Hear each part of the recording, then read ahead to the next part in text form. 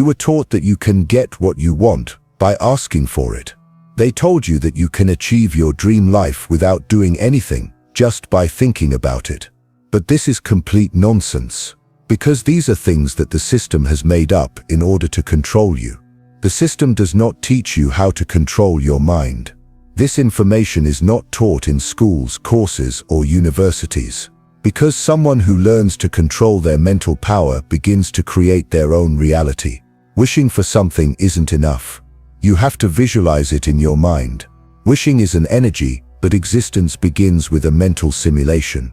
If you can visualize something in your mind, your ability to do it is 100%. But if you can't visualize something in your mind, you'll never start. So what happens when you visualize something? Something very simple happens. All the neurons and neural circuits in your brain begin to see the goal. Just like in a dream, the brain believes what it sees is real. And once it believes it is real, it does not resist you. It does not say, "You don't have enough money. You're weak. You can't do this." Because it now believes that what it sees is real. Think of it this way. Why do you still get scared even though you know a horror movie is just a movie? Because you identify with the movie. The sounds, the effects, the atmosphere. At that moment, you are living inside the movie. And the more the movie immerses you in it, the more you are affected by it. Your mind works the same way. When you mentally visualize something, tens of thousands of cells in your brain become active at the same time. And at that moment, your neurons start asking the question, where should I start? The critical point is this: you must turn what you imagine into action in life. And that's when your life begins to change. Because when you turn what you can visualize into action, reality changes. And reality is written by a mind that works for you, not against you. Stay until the end, because this video will be the last one to explain how to start reprogramming your brain. Type 777 below to send a powerful signal to the universe. If you're ready, let's begin. Most people have a point where they stop. They think there is a distance between fantasy and reality. The fact that what we imagine has not yet happened makes us think it is far away. But in fact, the issue is not the realization of the fantasy, but your matching frequencies with it. In other words, when you tune into the energy of the fantasy, rather than the fantasy itself, life begins to flow. Because your subconscious constantly wants you to answer the question, is this real or not? And when you repeatedly experience, hear, and feel this in your mind, your subconscious records this scene as real. That's why mental images are not just an abstract game, but commands that rewrite your brain's perception of reality. You may not have bought that car yet, but when you visualize the feelings you would have while driving it, your body begins to produce the chemical responses associated with those feelings. You may not have achieved success yet, but when you imagine being applauded on stage, your brain's reward systems kick in, as if it had actually happened. Because the mind cannot distinguish between what has happened and what will happen. The brain acts according to emotion, not time. And when an image consistent with emotion is formed, that image becomes your energetic signature. But the work doesn't end there. The real test is being able to maintain that mental image in the silence of the outside world. Because when you start building that life inside yourself, the outside world doesn't respond yet. Nothing seems to have changed yet. No one notices, nothing is visible, there are no results. And the human mind is impatient. It wants to see proof immediately. Yet true transformation begins long before visible results. Just like a seed taking root underground, first the system must be established inside, then it must take shape outside. But maintaining faith inside when nothing is yet visible outside, that is the strongest mental discipline. Because it is precisely at this point that the old self reappears. It doubts, saying, what if it doesn't work, and I'm wasting my time? This voice is the echo of past records, and the past always wants to return. The old you resists being replaced by the new you, because the unknown is uncertain, and the mind fears uncertainty. But growth lies within uncertainty, and that is why staying true to your vision is not just hope, but a decision renewed and remembered every day. Even when the results are not yet visible, feeling that life is possible for you is a choice. And you must make that choice again and again every day. Because mental transformation does not happen overnight. It is a matter of habit. Every day, bring that image to mind. Every day, summon that feeling again. Every day, despite the old voices, choosing your new identity. This repetition builds a new neurological pathway. And as that pathway strengthens, the old ones fade away. Your brain begins to recognize the new. Resistance diminishes, automatic thoughts change. The way you perceive yourself, the way you interpret life, the way you take action, all of it transforms. And this transformation spreads from the inside out. First your perspective changes, then your posture, then your words, then your decisions. And one day you realize that you are no longer the same person. The things that once held you back can no longer hold you back, because the person who held them is no longer there. And right here, a new reality begins. Even if there are no major changes in the external world yet, you are now seeing things differently. You respond differently to the same events. You solve the same problems differently, because your subconscious is now operating on a different system. Instead of the old patterns that once limited you while trying to protect you, new software has begun to run that supports you. That's why controlling the mind isn't just about producing thoughts. It's about producing the emotions and repetition that will change those thoughts. The stronger the emotion and the more consistent the repetition, the faster the system transforms. And one morning, you wake up with a different energy. There is no longer any resistance holding you back. Instead of forcing things, you flow with the current. Because the mind and body are aligned. Wanting and feeling, thinking and being are on the same plane. And at that moment, the universe begins to respond to you. Because you are no longer just wanting. You are no longer just dreaming. You have decided to become something. And that state, that inner position, begins to align events, people, and opportunities in the outer world with you. This is an invisible but felt attraction. Some people call it coincidence, others call it luck. But in reality, it is a resonance established between you and life. And resonance is the recognition of vibrations. When you change your own energy, life cannot leave you in the same place. Because you are no longer the same person. You are not giving the same responses. You are not making the same choices. And the system begins to shift you toward a reality that matches your frequency. At this point, you must face another illusion that has been imposed on you: patience. You have always been told that you must be patient. Wait, it will happen in time, they said.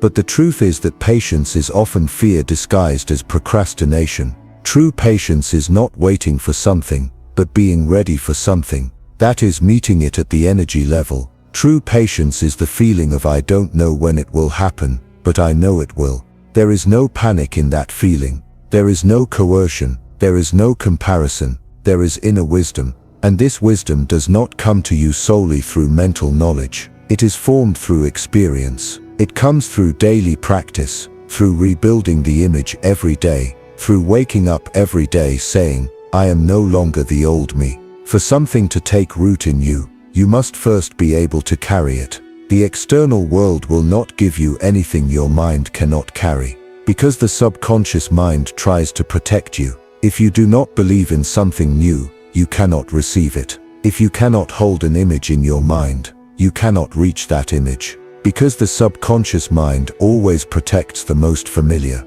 That's why some people experience the same cycles, the same relationships, the same financial struggles, the same emotional patterns, only the scenery changes. People change, cities change, jobs change, but since the internal software remains the same, the result is the same. This is not fate, it is simply an outdated system, and like any system, it can be rewritten. All you have to do is recognize that inner software. Whenever you start wanting something and your mind tells you, you can't do it, there's a recording playing, a childhood memory, a teacher's words, a failed experience. That thought isn't yours, that limit isn't yours, but you've claimed it as your own. Your subconscious has mistaken that voice for reality, and you've been living with it for years. But now you can change that voice. You can replace it with a new sentence. Instead of I can't do this, you can say, I'm getting stronger every day. Instead of this is hard for me, you can say,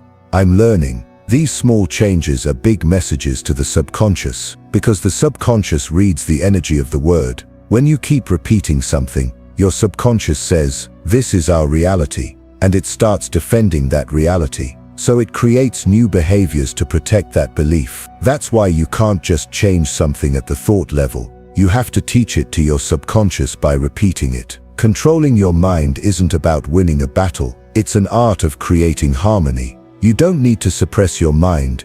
You need to communicate with it, because the mind doesn't try to stop you. It just acts according to what you believe. If you believe in difficulty, the mind will show you ways to resist. But if you believe in flow, the mind will seek solutions with you. So the mind is not your enemy. It is just a software system that serves you. And you are the only one who can update this system. At this point you must understand this very clearly. There is nothing keeping you out. The obstacles you call obstacles are just projections of your inner world. If something seems very distant to you, know that there is still an unattainability frequency within you regarding it. And this frequency is usually different versions of the feeling of "I am not enough." But the truth is, you are already enough. You are already full. You have already become. You just haven't noticed that become state yet. Because up until now you have always thought in terms of lack. You have always asked, "What am I missing?" But the question you should be asking is,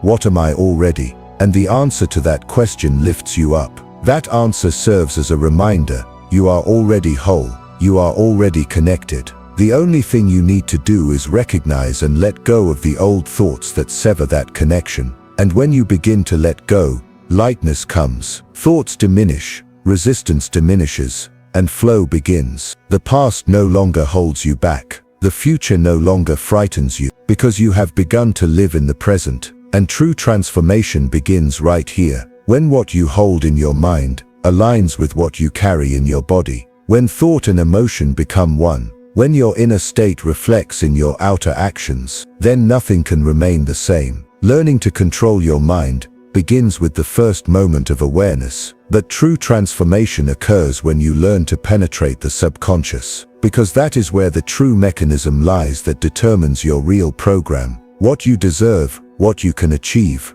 and what you should avoid. Controlling your subconscious is not about suppressing it, but about collaborating with it. So what does it take to achieve this mastery? What steps must be taken for a true inner transformation? The first step is silence. No, I'm not just saying meditate. By silence, I mean learning to recognize and silence internal and external noise. Because the subconscious only speaks in silence. If you are constantly exposed to stimuli throughout the day, phones, screens, conversations, hustle and bustle, you cannot hear your inner voice. Yet your subconscious whispers to you at every moment. But as long as you don't hear it, what it says will guide you. Silence brings listening. Listening is the first door to transformation. The second step is observation. Before you can begin to control your subconscious, you must first understand it. Observation begins with becoming aware of your mind. When do you feel fear? In which moments do you procrastinate? Where do you diminish yourself? With whom do you feel restricted?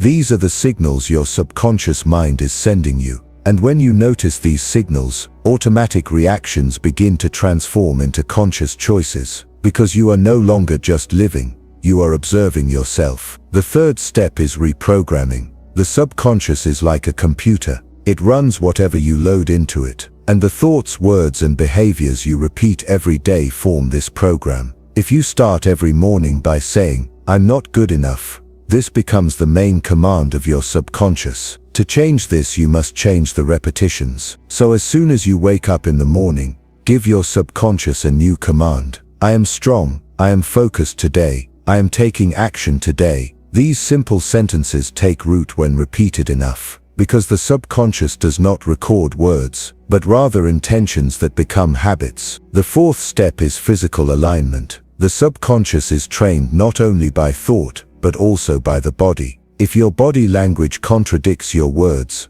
the subconscious will resist. For example, you say, "I am confident," but your shoulders are slumped, your voice is trembling, and your breathing is shallow. The mind notices this contradiction. That's why you need to establish consistency between the body and the mind. Stand up straight when you stand up. Clarify your voice when you speak. Don't avoid eye contact. Small body signals send big messages to your subconscious. When you carry power with your body, the mind perceives it as real. The fifth step is emotional alignment. The real thing that triggers the subconscious is emotion. Thought without emotion is ineffective. Saying "I want to be rich" doesn't change anything. But if you can awaken the feelings of being rich in your body, your subconscious will process it as real. The excitement, confidence, comfort, joy, whatever you will feel it now, because the brain does not recognize time. Whatever emotion you feel now, it assumes you are living that state. And when you do this consistently,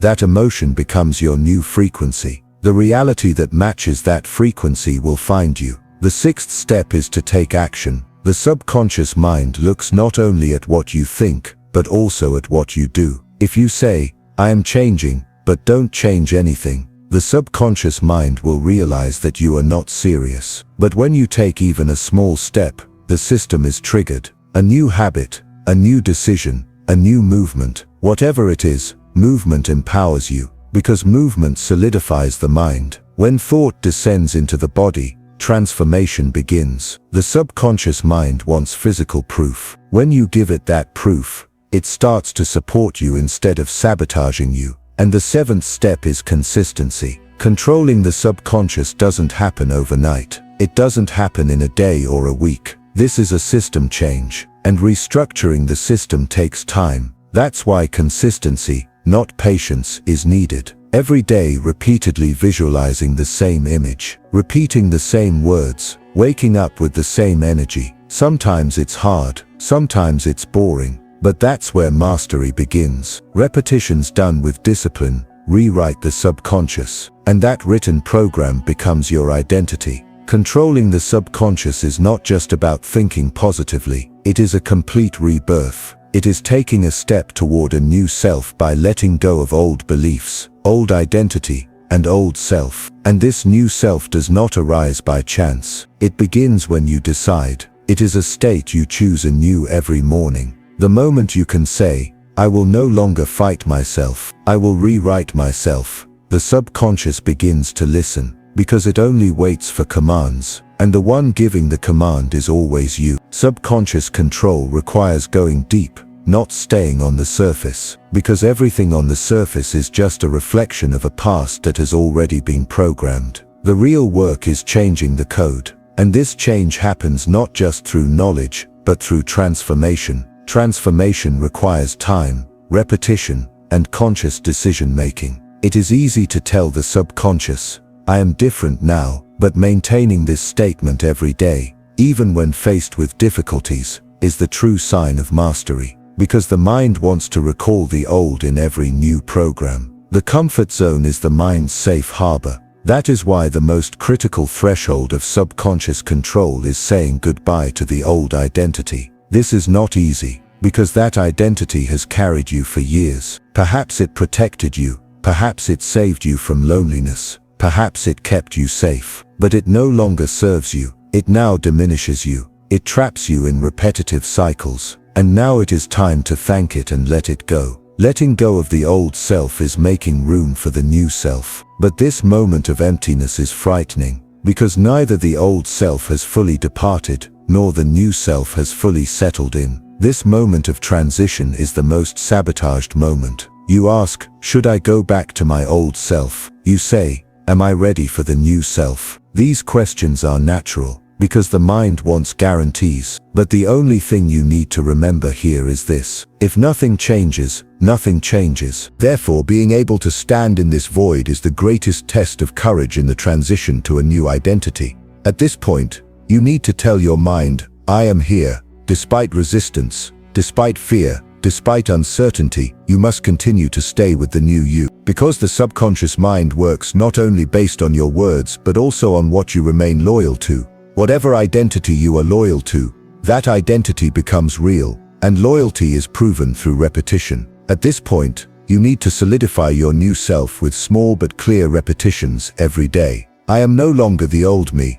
I am now making different choices. I observe my thoughts but do not become them. These sentences must not only be said but lived. When the mind brings up old codes during the day, you must respond with these new statements. When it says, "See, you can't do it again," you must be able to say, "This is an old recording. It's no longer valid." Changing this inner dialogue is like rewriting the subconscious software line by line. And this writing process begins with conscious choice but settles with consistency. Another dimension of subconscious control is how you interpret the external world. Because the world responds to you according to your frequency. If you see everything as a threat, the mind remains in a constant state of defense. But when you begin to perceive every event with awareness, you start to give conscious responses instead of automatic reactions. And this is the most invisible yet most powerful form of control. Seeing that everything in the external world is a mirror for you, observing instead of reacting,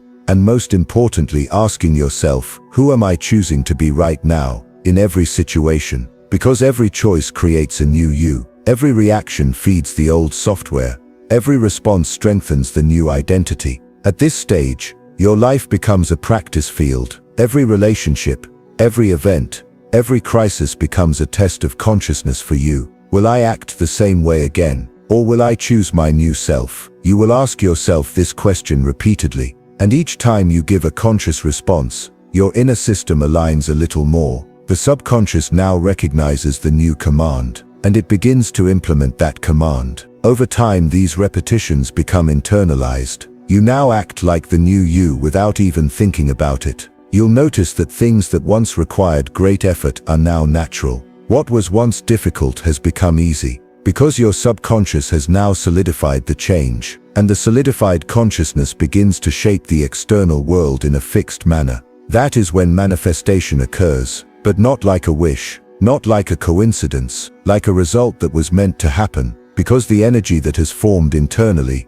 has found its counterpart externally. When you change, life must change, because the world is your reflection, and at this point you realize that the universe has always been responding to you, but your frequency was mixed. Now you have clarified it. Now you are not just knowing what you want, you are becoming it. And the person who is becoming does not wait. The person who is becoming radiates their frequency, and that frequency bends time to bring you together with the right people, the right ideas, and the right doors. This is where reprogramming your mind begins, not by forcing or suppressing, but by noticing and aligning. So how do you start? Every morning when you open your eyes, take a few deep breaths before reaching for your phone. But these breaths are not just for waking up, they are for telling your nervous system that you are safe. At that moment, ask yourself this question: which belief am I putting into practice today? Lack or abundance? Anxiety or openness? Control or flow?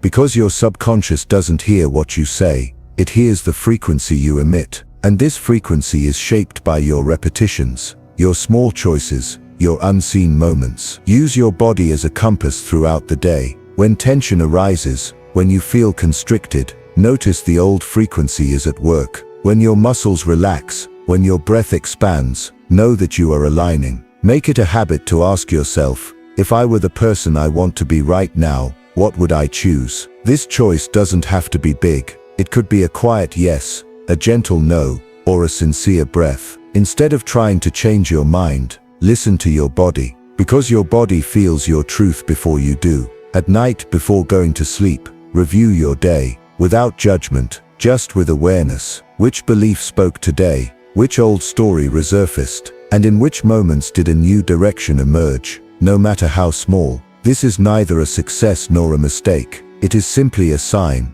and signs become a path over time, because the mind transforms through repetition, but only through repetition done consciously and with love. Don't try to fix yourself, just approach yourself with compassion, and realign. Remember, your energy is not just about you. Who is around you? What kind of words do you hear? What areas do you find yourself in? All of these are written into the subconscious. Energetic hygiene is as important as physical cleanliness. Who reminds you of yourself? Who pulls you back to your old self? Choose your space consciously, because your environment either keeps your vibration steady or rewrites it. This is not a one-time transformation. It is a process of remembrance where you choose to return to yourself again and again. The issue is not becoming a new person. It is recognizing and letting go of everything you are not. Layer by layer, thought by thought, reaction by reaction. Clarity is no longer something you seek. It becomes a state that already exists within you.